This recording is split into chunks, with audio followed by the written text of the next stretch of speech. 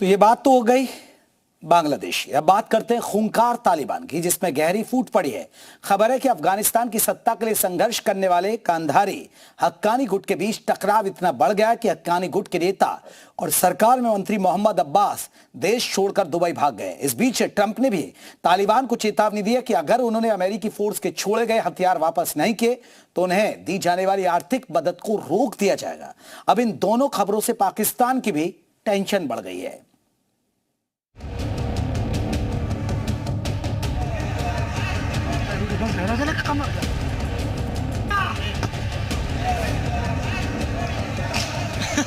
दूसरी तस्वीर देखिए, तीसरी तस्वीर देखिए, चौथी तस्वीर देखिए और ये पांचवी तस्वीर भी देख लीजिए। करीब 4 साल पुरानी ये तस्वीरें एक बार फिर अफगानिस्तान की तकदीर बन सकती हैं, जिन्हें लेकर पाकिस्तान की टेंशन बहुत ज्यादा बढ़ी हुई है। लेकिन सवाल यह है, क्यों और कैसे?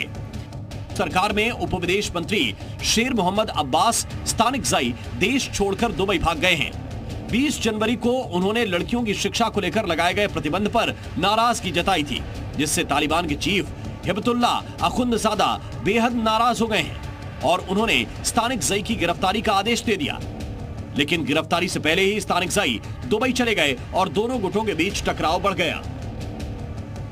एक तरफ कंधारी तालिबान है जिसकी सरबराही हिबतुल्लाह अखुंदजादा तालिबान की अमीर कर रहे हैं, और दूसरी तरफ हक्कानी तालिबान में पड़ी इस फूट से पाकिस्तान की भी परेशानी बढ़ गई है। उसकी सबसे बड़ी वजह है हक्कानी गुट, जिसे पाकिस्तान का खुला समर्थन हासिल है, जबकि कंधार गुट पाकिस्तान की मुखालफत करता रहा है, जो तालिबान चीफ हिबतुल्लाह अखुंदजादा का गुट है।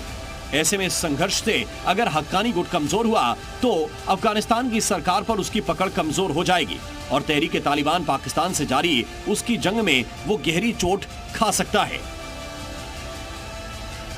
अब सवाल यह है कि इन तस्वीरों से पाकिस्तान, तो इन सवालों का एक ही जवाब है और वो है भारत अमेरिका की दोस्ती, जिसे निभाते हुए राष्ट्रपति ट्रंप ने तालिबान को साफ हिदायत दी है कि जो $7 अरब के हथियार अमेरिकी सैनिक तालिबान में साल 2021 में छोड़ गए थे वो उन्हें वापस करें।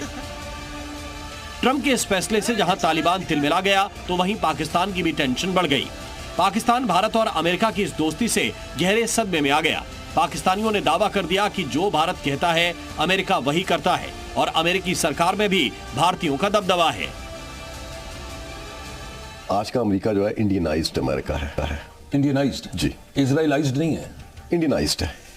ये एक ट्राइका है, इंडिया, इजराइल एंड अमेरिका, और ये एक ट्राइका है और बरसों से इस पे काम हो रहा है। 3 मजीद इंडियंस को ट्रंप टीम में डाला जा रहा है, इंक्लूड किया गया है। तो लेट्स सी और कितने इंडियंस हायर किए जाते हैं, because this is the process has started. India जो है जी वो बड़ा हो जाएगा ना, चौड़ा। हाँ, वो चौड़ा हो जाएगा। अच्छा, भारत और पाकिस्तान की सीमा से लगा अफगानिस्तान का इलाका पाकिस्तान के लिए भारत के खिलाफ होने वाली जमीन के तौर पर इस्तेमाल होता आया है, जहां पिछले 4 सालों से तालिबानियों का राज है।